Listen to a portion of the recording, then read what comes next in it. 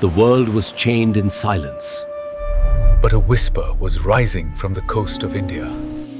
The late 19th century world was bound by empires. The British Raj stretched over the Indian subcontinent, its crown jewel enforcing foreign laws and cultural dominance over millions. In dusty villages and princely states alike, a restless spirit of change was brewing. It is in this world of silenced voices and iron-fisted rule that a quiet figure would rise, armed not with a sword, but with truth. The story begins on a cool early autumn day in 1869 in a small coastal town on the Kathiawar Peninsula of western India. Here, under the colonial sun, Mohandas Gandhi is born in Porbandar, to a family of privilege and piety. He arrives as one tiny flicker of hope in an era of subjugation, unaware of the destiny that awaits him. The British have ruled India for just over a decade since the brutal mutiny of 1857, and Victorian ideals clash with millennia-old traditions.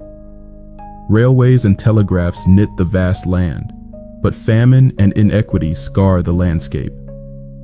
Gandhi's birthplace, Porbandar, is a princely state under British suzerainty, a place of winding lanes and salty sea breeze, where merchants and ministers navigate both royal courts and colonial pressures. His father, Karamchand Gandhi, serves as the Diwan, or chief minister, of this small domain. Karamchand is an able administrator, known for honesty and a stoic sense of duty. Gandhi's mother, Putlibai, is deeply devout, completely absorbed in religion, as records tell. In their home, the flame of faith burns day and night. The family practices Vaishnavism, worshipping the Hindu god Vishnu, but with an unusual twist. The Gandhi's spirituality is infused with Jain influences, emphasizing self-discipline, vegetarianism, and above all, ahimsa, non-violence toward all living things.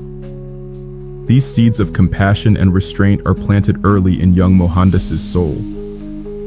Picture the child Mohan, wide-eyed and restless as Mercury. The boy's older sister Raliat would later recall him as always on the move, playing pranks, twisting a dog's ears one moment, and then wandering off in curiosity. Yet amid this impish energy, Mohandas is captivated by stories of ancient heroes. He sits at his mother's feet listening to tales from Hindu epics. The legends of Prince Harishchandra, who clung to truth at all costs, and of Shravana's devoted service to his blind parents haunt his imagination. In these stories, truth and love triumph through great sacrifice, leaving an indelible impression on his young mind. He later writes that he acted Harishchandra to myself times without number, a child rehearsing the role of a truthful king in the theater of his own mind. In a world where might often crushes right, Mohandas begins to identify truth and love as the supreme values, unwritten vows quietly taking root within him. Outside the home, the Gandhi family's religious practice is eclectic and inclusive. They belong to a Gujarati Hindu Modbaniya community, but Putlibai's Pranami sect blends Hindu and Islamic elements.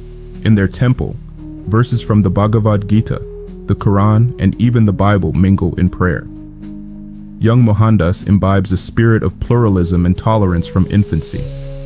Different faiths speaking a common language of compassion. He watches his mother undertake rigorous fasts and vows, testing her body and spirit in devotion. In this devout woman's daily rituals, her gentle strength in renunciation, Mohandas glimpses the power of self-discipline and spirituality. The world outside may be unjust, but within oneself lies a reservoir of courage and truth.